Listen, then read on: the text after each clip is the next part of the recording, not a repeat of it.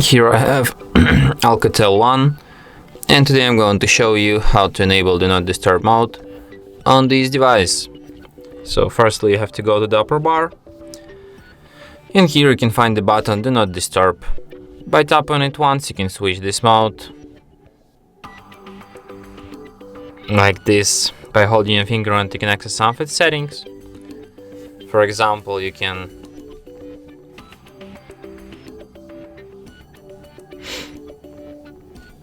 add exceptions to this mode. Could be calls from anyone, from contacts only, from shared contacts, or from nobody. Could be messages, it could be repeat callers, it could be alarm sounds. And you can also set up a schedule for this mode, like you can change its name, you can select days on which it will be active, you can select start time and end time of the schedule. And this is all the settings for this mode.